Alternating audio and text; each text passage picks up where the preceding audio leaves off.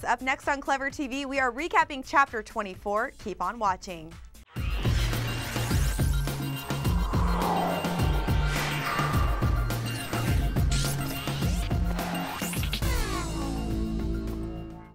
Hello, Twihards. I'm Jocelyn Davis, and today we are revving things up on the recap front with Chapter 24, Snap Decision.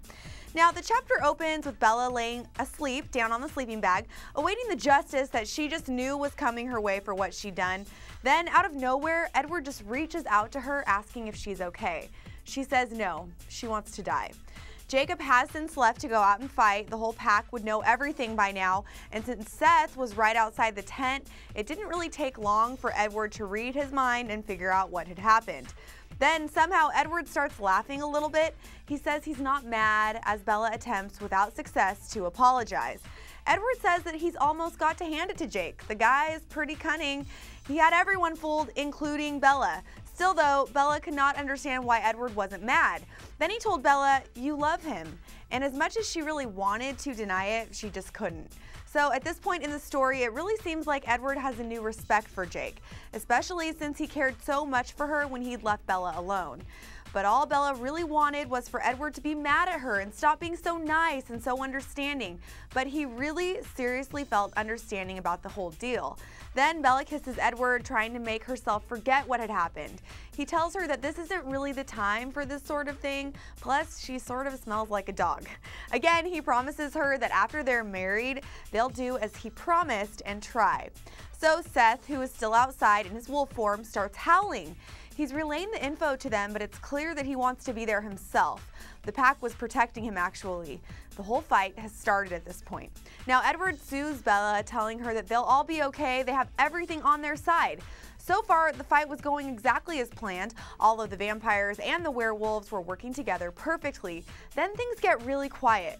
Edward was frozen and Seth was silent. And then, just like that, the tent is crumbled and they are outside. Edward sends Seth out. Still though, what was happening, Bella wondered. Edward moved Bella away so quickly, and then they arrive by the cliff face. Edward takes a defensive position, halfway crouched. Bella now knew the danger was here. It was with them. Something terrible was coming, and it was just too late to hide. So Edward tells her, yes, Victoria is here and she is not alone. She'd known that Edward wouldn't leave Bella, so she just followed his scent instead. Victoria was a genius. Bella was so glad at this point that Edward had sent Seth away. All she could really see was that small 15-year-old boy that she knew. Then, two vampires enter their campsite. One was a young boy, probably about Bella's age when he was turned, and with him, it was Victoria. She was staring right at Bella, and she was thirsty with black eyes. Bella felt like she was on the verge of death. She could see Victoria's plan. The blonde boy would attack Edward, and then Victoria would take her own vengeance. So Edward tries to plead with Riley, which is the blonde boy's name, by the way, telling her that Victoria has been lying to him this entire time. Victoria does not love him. She actually still loves someone else named James. Edward reads his thoughts and moves closer to him, over and over again telling him that Victoria is lying and that he shouldn't have to die for her lies. Now, after a while, Victoria finally speaks, telling Riley that Edward is the liar. He's playing mind tricks. But all that Bella could really focus on was the fact that V's voice was so sweet and bubblegummy, not the scary voice that she had anticipated. Bella could see that Victoria was just seconds away from her move. Then, out of nowhere, a huge tan wolf, it was Seth, flew through the air, taking Riley down. Victoria cries out, but she doesn't waste a single second. Edward moves forward, ready to take on Victoria. Seth is a bit hurt, but he is still going after Riley. Victoria takes off, Edward chasing after her. Seth and Riley are still fighting all the while. Now, Victoria seems to think that maybe Seth will turn on Edward too, but Edward says that, oh no, she has provided them with one common enemy, bringing the vampires together with the wolves. Now, even Bella can see that Edward and Victoria's fight is an almost even match. Now, if Seth had taken on Victoria, he wouldn't have had a chance. Bella gets hurt in the midst of the whole fight, as usual, but she couldn't even feel the pain because of the adrenaline she was feeling. Seth was hurt too.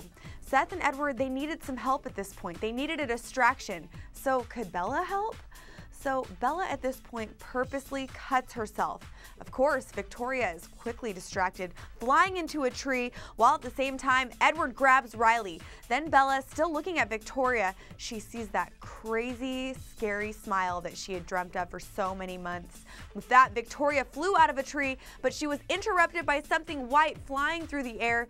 OMG, you guys, it was Riley's hand. Gross. So Victoria doesn't even once try to come to his aid. Seth rips Riley to shreds right in front of them, and V realizes that she is alone, retreating, and Edward sarcastically says, "No, please stay." And then, with one last step, Edward takes Victoria down with a very quick sweep. It looked almost like he'd kiss her. Go figure, leave it to Edward to make even killing someone look graceful. And guys, that is chapter 24. So of course, here is your question. Now, do you think that Victoria and Riley were at all surprised to see Seth? Let us know right here, and keep coming back for the last few Eclipse chapter recaps.